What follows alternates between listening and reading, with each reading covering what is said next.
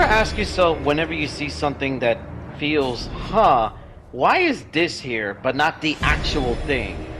You know, when you go to one of those Dave and Buster places and you see like a mobile game, but you feel like an actual arcade game would be way better and way cooler to play instead of whatever this is. Well, that's what I did with a particular game known as Injustice the Arcade Game. What is that exactly? Well, let me go straight forward with this. Injustice Gods Among Us.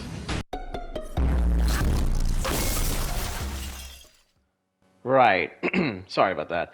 Injustice Gods Among Us is a fighting game series created by NetherRealm Studios in conjunction with DC Comics, in which you play the likes as Batman, Green Lantern, Superman, Joker, Aquaman, Harley Quinn, Deathstroke, and then crossover characters such as the TMNT, Scorpion, Sub-Zero, Hellboy, and Raiden. And all of you may be asking, when exactly did this particular arcade version, or rather this, unique version of Injustice kinda came out? Well, allow me to show you what I found out when I was researching for this video.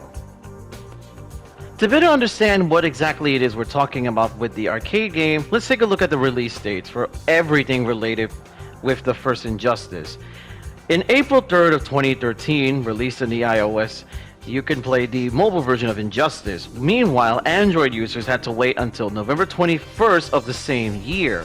And mind you, within the same month of April that was released for the iOS version, for the mobile version of the game, the actual version of the game that you get to play on PlayStation 3, Wii U, and Xbox 360 released in April 16, 2013. The mobile Injustice game that later was imported by Raw Thrills and was essentially made into an arcade game that was distributed in Dave & Buster's, first released in October 16, 2017. Literally 4 years after Injustice 1 was released in both mobile and console platforms. But here's an interesting thing. Injustice 2 released in May 9th, 2017. And like I mentioned, October 16, 2017, made by Raw Thrills, the Injustice arcade game released within that same year. So in other words, both Injustice games that was released in consoles and later on even for the mobile version all had been released before the Injustice arcade game in 2017. And here is every single card available during the Series 4, or as I like to call it, the Season 4 for the Injustice arcade game, ranging it from the rares being Gear, Boss, Team, Gold, Silver, and lastly towards Bronze.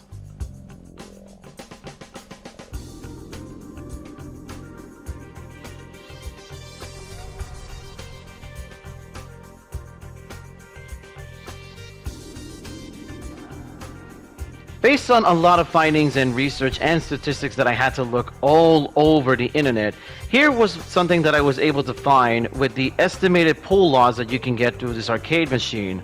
Bronze is 20%, Silver is 26%, Gold is 46%, Team is 3%, Boss 2.5%, along with the Gear. Foil, or the little, I want to say the little shiny cards that you basically get within each of these categories, average overall ranges from 33% for Bronze, Silver, and Gold. Meanwhile, 45% ranges for Team, and 45% ranges for the Boss in Gear. And mind you, these are the pull odds that you're most likely going to be seeing a lot when it comes to finding, what's my odds of getting a certain card or getting certain ones? So both Gear and Boss are like the rarest one for you to get, even more so with the foil included. You might be asking yourself, but I'm about to go to Dave & Buster's and I basically wanted to know how much I'm going to be spending on this kind of stuff. Well, one play is basically 8.8 credits, and for every new card, whenever you buy and you go to a Dave & Buster's, the minimum is essentially $20. When you get to the kiosk, which is the standalone that allows you to basically pay with a credit card, they will ask you if you want to put 25 credits extra for $3. So with a 25 credit divided by 8.8 credits, essentially you'll be playing 14 times. So essentially for every time that you play this with $20, $20 will get you an estimate of 14 plays. So this means 14 cards. And mind you, this is if you're really sticking to the whole, yeah, I want to play this as the only thing I'm going to be going for when I go to Dave & Buster's or when I see this arcade game. As for looking around to know what exactly is the rarest card in the entire game itself, apparently from what I was being told and looking around through the entire spectrum of the internet, the Dark Slide boss card is supposedly the rarest card to find. However, I should probably mention that while you think it might be the most expensive looking card to find, you might be surprised that, well... looking into. I'm here at eBay and I basically have just noticed that, okay, a majority of the prices to buy most of these cards range from at best the cheapest like $1, $1.25, and some of them can go from interesting prices. They can go from $12 to $20 to $10, $20, and the list goes on and on. But when you're looking for like the most expensive card that this listing has to offer, you immediately start seeing, oh wow, look at this, there's Superman, the, I don't remember what this one is, but it's a boss character card, so that's cool. And then there's, hey look, there's Boss Scorpion, like Injustice Scorpion, one of the cheapest characters in the actual fighting game, and it's selling for $300, right? But then you start to keep looking around and you go, oh hey, there's like a collection of all of these things, like 100 plus cards are all pre-owned, plus like this is apparently going for $85 because the shipping included. Then there's like, hey, $15 for all the pre-owned cars this guy's holding.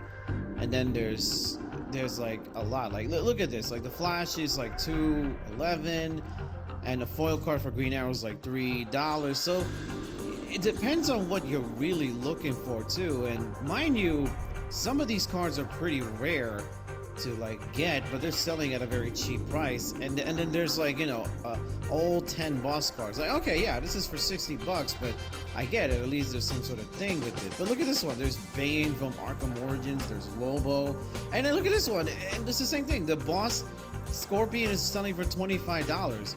So it seems like when you're really looking for cards, it just depends if their quality of like how they've been taken care of is mostly why that makes them more, you know, why they become so high priced.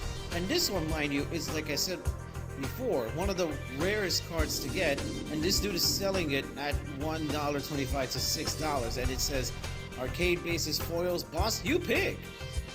What a generous offer, you know. Oh, look at this one, look at this one. This one has Arcade Series 2 and an entire card pack, an entire series for $250. It's amazing to see that when you're really looking around to see like, okay, what is the most expensive thing to find with this, you immediately find all of this into conjunction. It's like, jeez, man, again, you would think people would take the time to collect these, and people do, but the prices that they're selling is like, you can tell that they want to be done with these things, or at least want to gain some kind of reimbursement for, you know, doing certain things.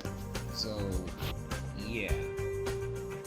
To give you an idea as to how this game actually plays in an IRL setting, allow me to basically showcase what the buttons do. So the big giant white button allows you to basically do your EX or your specials or even your super moves. Meanwhile, the red and blue buttons allow you to do your quick and strong attacks, and ironically, a yellow button allows you to block, which is kind of funny because, you know, NetherRealm Studios, block buttons and stuff like that. And of course, the two glowing yellow scanners are, well, duh, scanners. If you have cards from previous plays, you can use them here. But if you don't have any, the game automatically gives you a team of characters for you to use from. And of course, you would have to basically go through 5 rounds in order to face a boss character. And how does this game play exactly? Well, allow me to show you.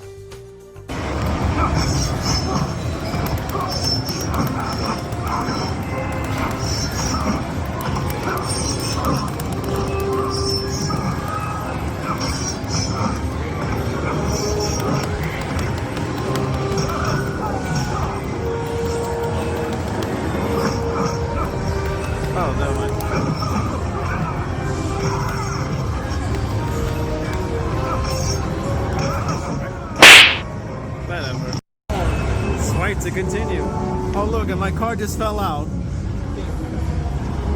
Hey look, it's evil Superman. To summarize what we just talked about, or rather what we discussed about this particular arcade game of Injustice, is essentially a way for people to kind of get invested into collecting cards, and the more rare cards you have, the most likely you'll be able to go through an entire campaign, or in this case, an entire arcade mode, if you can call it that, to basically get to the end, or even play with friends that have unique collectible cards with. Honestly, I do kind of see where they were coming up with this idea for, you know, this in particular, since Injustice Mobile kind of does the same thing, which if you basically spend a good amount of money, you can get a lot of good rare cards, or in this case, rare characters for the mobile game, and of course be able to challenge people online for this. But here, at least, is like the equivalent of an Evo setting for the mobile games. I still have to be honest here though, I would much rather play the actual game itself, where you can pick your characters, you get costumes, you get to do combos and stuff like that. But I at least have to admit also this, I do understand where they're coming for this, because again, people would do anything to collect a lot of trading cards, and as you saw previously, there was a lot of people selling this from an interesting amount of price ranges, from the smallest being 125 to maximum being 350. Now mind you, these cards, when you really want to get certain specific ones, aren't really that hard or even that expensive to find. But even then, it's more about the quality of cards that's been preserved to being able to take care of them. But yeah, that's pretty much it about Injustice, the arcade game. And yeah, if you happen to see this in a Dave & Buster's, I just recommend you playing something else, unless you really want to know what this is all about and you want to try it out for yourself. If anything, definitely try it for the first time. And if you don't like it, don't go back to it. But if you do like it, hey, by all means, you do you. Until then, this is Shockbrawler, signing off. Take care, guys.